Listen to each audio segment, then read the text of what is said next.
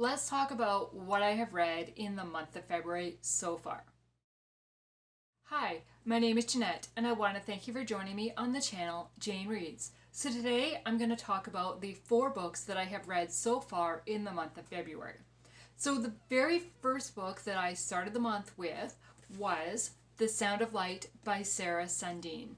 I received this physical copy from Rebel Publishing, but I also had a digital copy for my Kindle.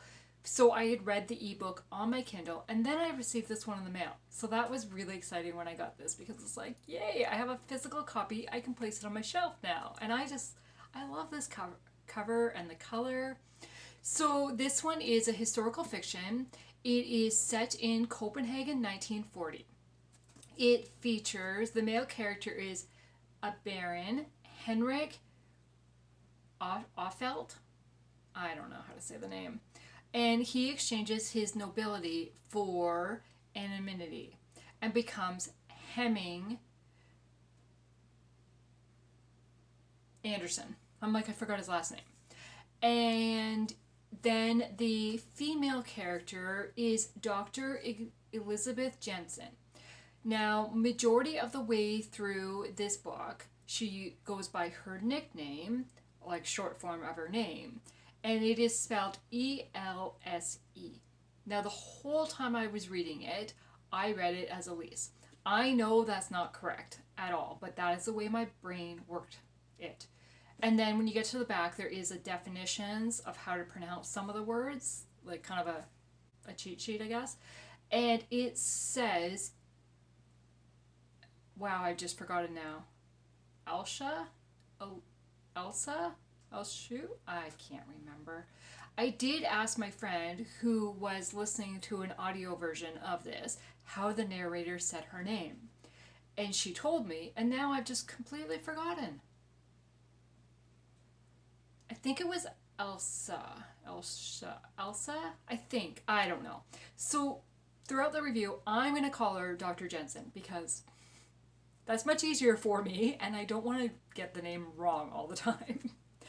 And so Dr. Jensen is a physicist working at the local university in Denmark. She's the only female working in that university. She has some struggles with especially one of the other physicists there. She keeps getting assigned to all like the secretarial task and not kind of noticed as a physicist and like her capabilities. She is living at a boarding house with a friend who also works at the university in a different department. And the two ladies meet this guy, Hemming Anderson, who is also staying at the boarding house, and he works at a shipyard.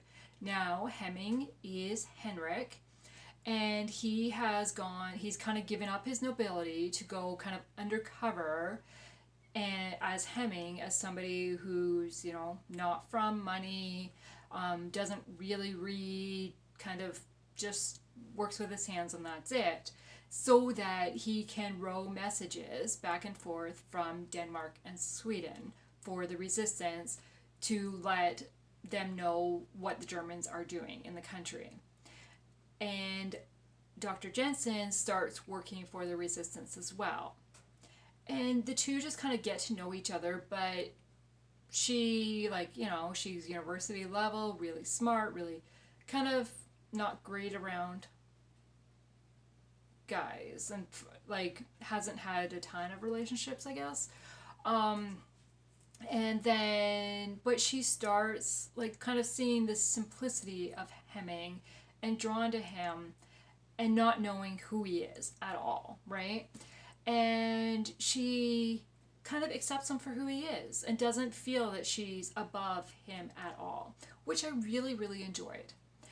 I also really enjoyed the character of Hemming, the strength of him, and he's trying to do the right and trying to kind of stay in the background and not give himself away.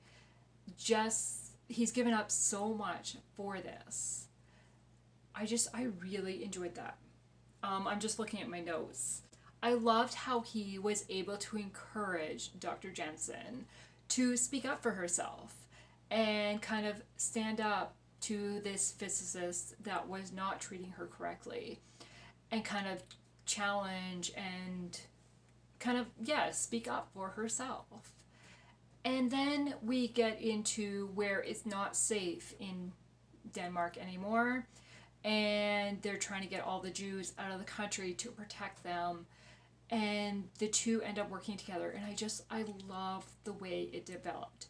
Now, I did find that it was a little bit slow at times, and I just wasn't that into it, but I loved the characters and the way they interacted, and kind of the secrecy between them I really enjoyed, and the honesty between them. So the quote that I took from this that I really enjoyed about this was, "No one type of work was better than another. No one person was better than another." Like, isn't that awesome? Like, I love that.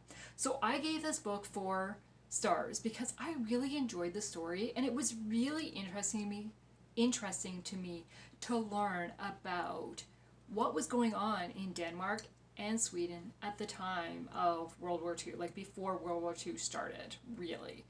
And kind of, we know that Germany wasn't good, the Nazis, like, we know that, but do we really know, being like, on the other side of the country, really, right? Do we really know the story of how these different countries, kind of what happened in the different countries over the years? So that's what I really enjoy about historical fiction, and kind of, because it's based on true events with a fiction side made up to it, right? Because I really enjoyed it. And I just absolutely love this cover. Like, love it. So yes, I can't wait to keep this on my shelves and be like, hey, I have another Sarah Sundin book, and I really enjoy it. So yes, I would recommend reading this. Pick it up if you have a chance. Okay, so then the next book I picked up was Petticoat Ranch by Mary Connealy. This is a historical fiction, and this was loaned to me by my sister-in-law, and Mary Connealy is one of her favorite authors. I really wasn't sure about this book. I'm just not drawn into the cover. I didn't have high hopes for this book. But when I read the summary, when I put this on my TBR, I discovered it was a marriage of convenience story. Well, it was like, okay, I like marriage of convenience stories. Let's see what's going to happen. Then in chapter 1, it opens immediately with action and danger. And I was like, okay, I'm drawn in. I want to know. So we meet Sophie, who is a mother of 4 girls. She has basically lived on her own with these girls for the last quite a number of years. Her oldest daughter is 10. Her youngest is 2. Her husband was killed 2 years ago, and prior to that, he was off at war. So she's pretty much raised the kids by herself. And when her husband died 2 years ago, she was forced off their ranch by the townspeople and kind of went into hiding. The guys were trying to force her to marry one of them so that they could have the ranch. And she's like, no, I'm not marrying you. I will leave. So she left the ranch and went to live in a thicket kind of nearby in the area, but everybody thought she'd completely left.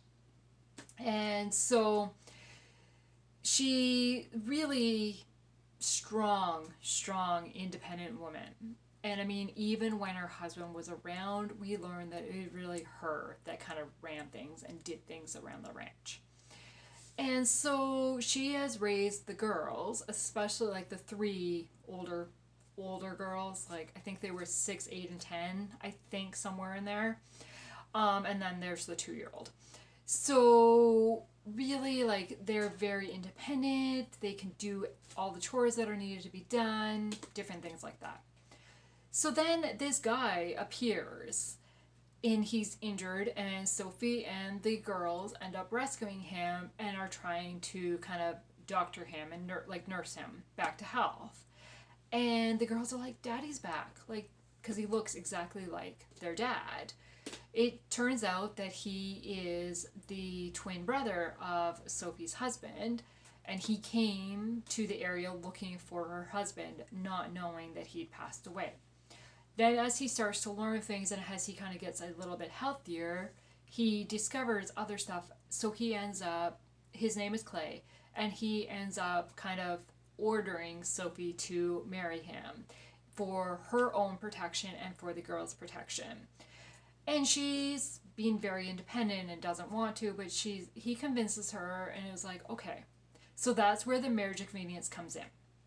And I really enjoyed that aspect of it. And it becomes very obvious that Clay has kind of the best intentions in his heart for the girls, and they quickly capture his heart. However, there were some issues I had. Because, I mean, it very quickly becomes evident that they have been physically intimate right away, and which I just like, what? Like, Sophie did not want to marry this guy, had no feelings for this guy, yet they've done that. Now, you don't see any of that. Like, nothing is described or anything like that, but something's revealed that, okay, well, obviously they've been. So I was kind of like, I'm not sure about that. And Clay is a stubborn man, and ordering Sophie to sit in the house and do women things, even though she has pretty much ran the ranch when they lived there. I'm like, I have a problem with that. I don't know. So I didn't like that side of it. But there are some really hilarious antics that happen throughout it, especially with the girls.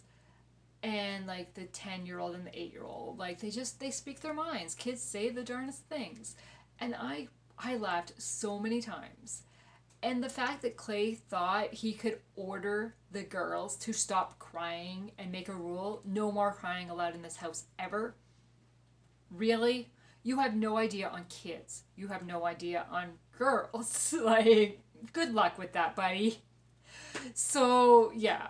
I was like, yeah. I mean, but he's never been around women at all, right? He was raised by his dad. So, okay.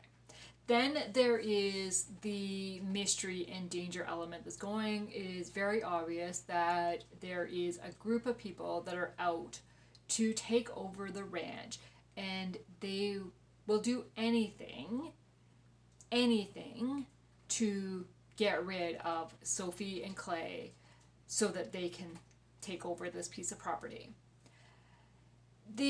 So I enjoyed like the strength of the characters.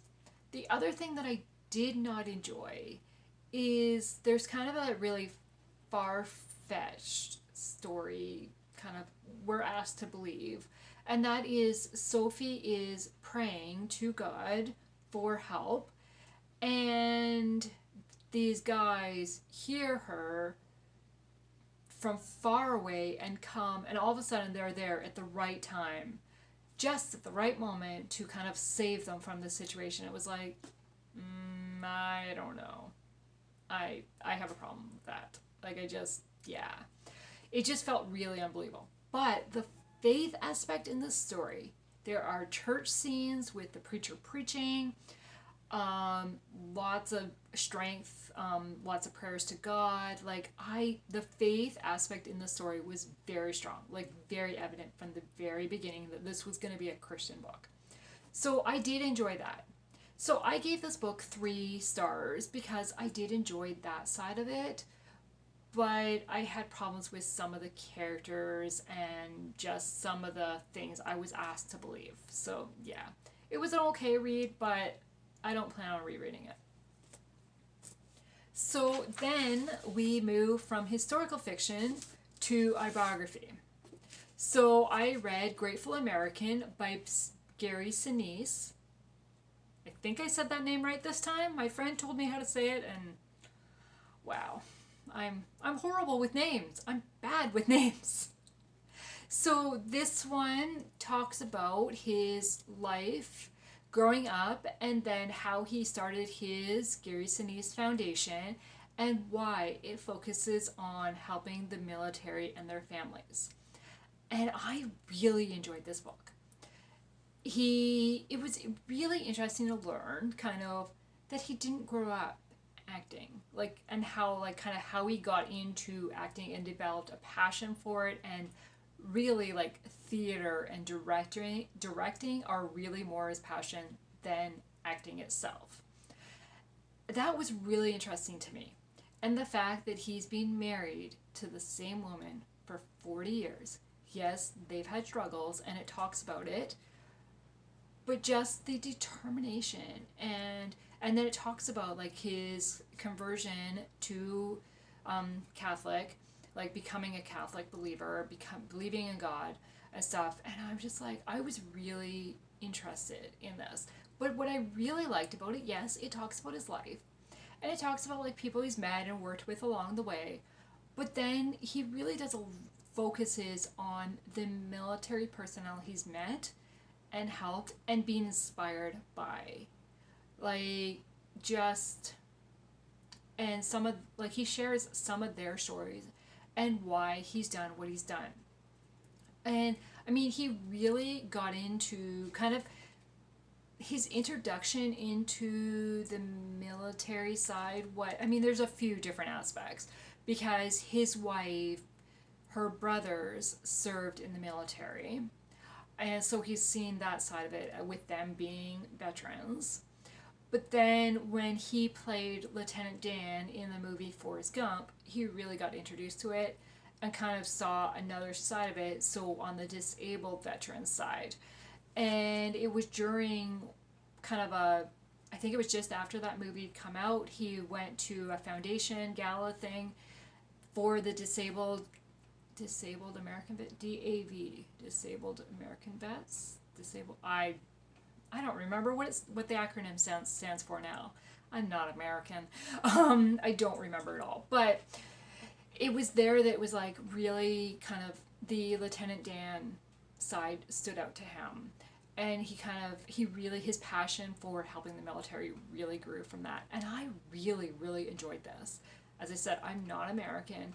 But I know, like, they talk about, like, kind of the USO with Bob Hope and stuff, and I've heard of that. I know stuff about that, but I didn't really know how active it was still. As I said, I don't really know much about the American military, but it was just really inspiring. And him talking about the different things about that. But then he's also talking about his career, and he talks about, like, his role as Lieutenant Dan in the movie, kind of some of the behind the scenes. Then he talks about his role as Mac Taylor in CSI New York, which I absolutely loved watching. And so he's talking about a couple of the things, like kind of how he was able to influence the character's name, and a little bit about the character's background. He was able to influence that, and it was like, And so now I want to watch that show again and see that. I want to watch Apollo 13. I want to watch Forrest Gump again. Like, it was like, oh, I have a different perspective on it, like, because now I know a little bit more, and watching the show, the movies, and the show now, just, I think it would be really interesting to see, because now I know a little bit more.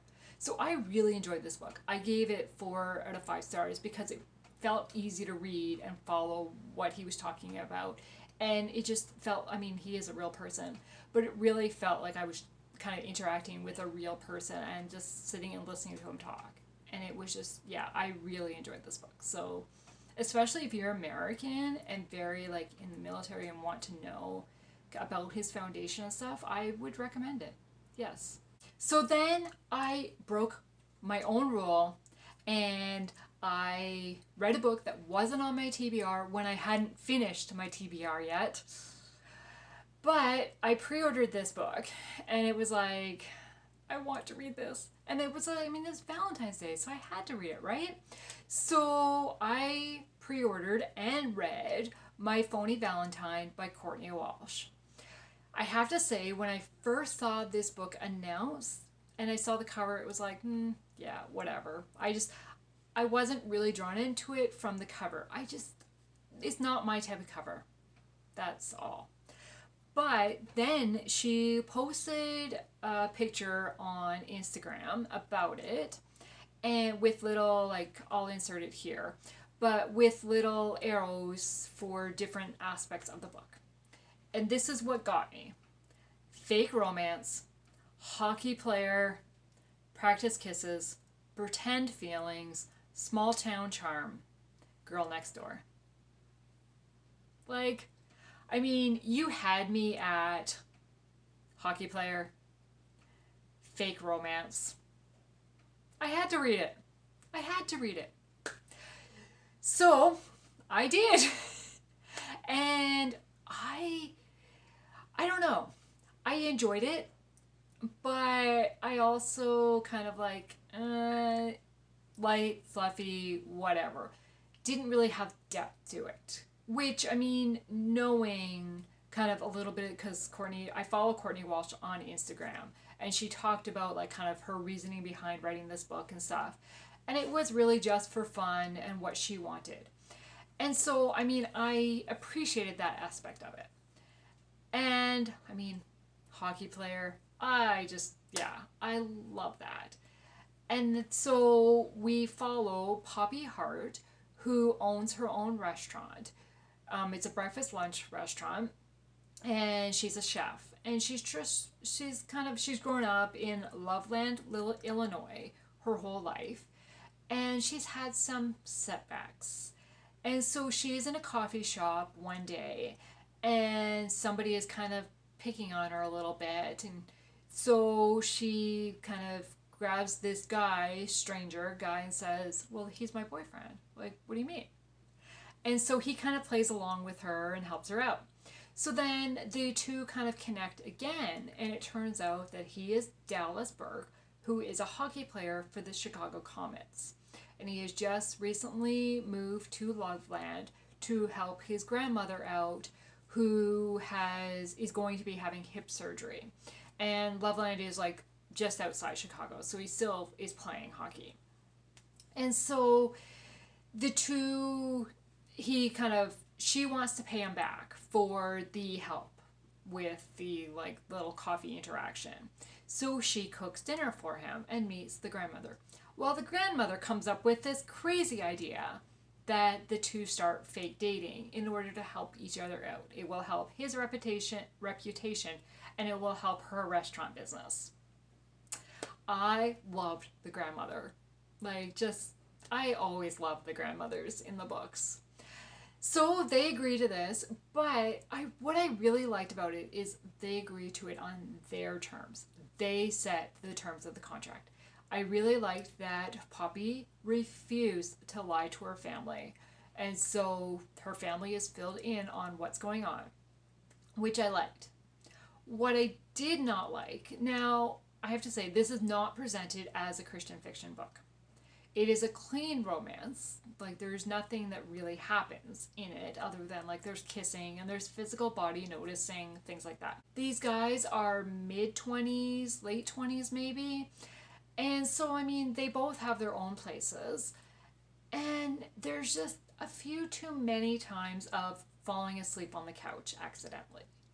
And so spending the night together. And they didn't spend the night together they did, but they didn't because they were on the couch, right?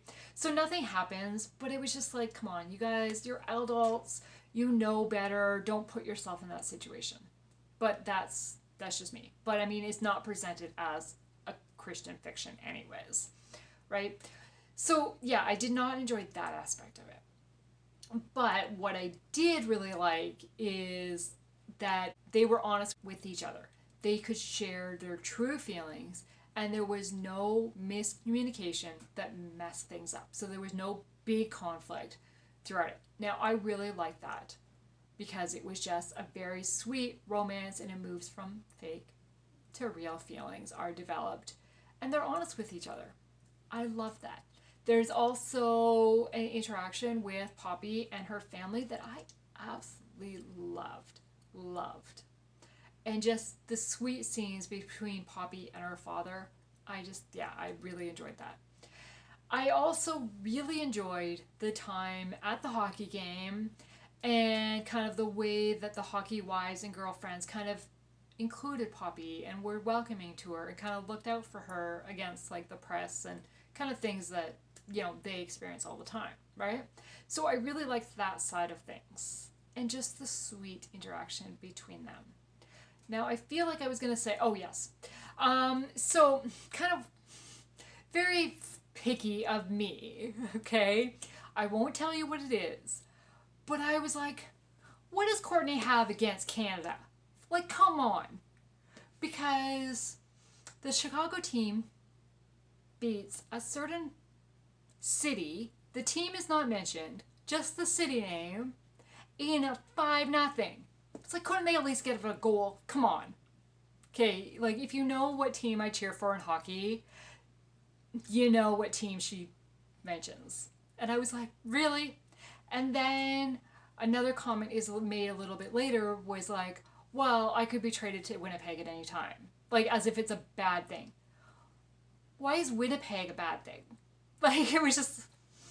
And I feel there was a third kind of dissing Canada reference. Now, I mean, it probably really wasn't. Because, I mean, it was, like, totally a joke, right? But I'm like, really? What does Courtney have against Canada? But I will forgive her. As I said, she didn't name the team. It was only the city. I will forgive her. So yes. So, I mean, this was just a fun rom-com romance. Could totally be a movie. Just very entertaining, lighthearted. And it goes from a fake romance to a real romance. And so it ends happily ever after. Well, not quite. I mean, yes and no. I'm like, they're not married in the end, right? Like, they're still dating and stuff. So yeah, I gave this 4 out of 5 stars because I just read it just as a lighthearted read. I really enjoyed it. So those are the 4 books that I read so far in the month of February. And hopefully I can finish the rest of my TBR in the month of February of what's left. I don't know. I might be pushing it. But I guess you'll find out when I do my February wrap-up whether or not I completed my TBR or not. Because, yeah, I added a book that wasn't on my TBR. But, yeah. So what have you read so far this month that you have enjoyed? I'd love to chat in the comments below. Thank you for taking the time to watch this video today, and have a good day. Bye.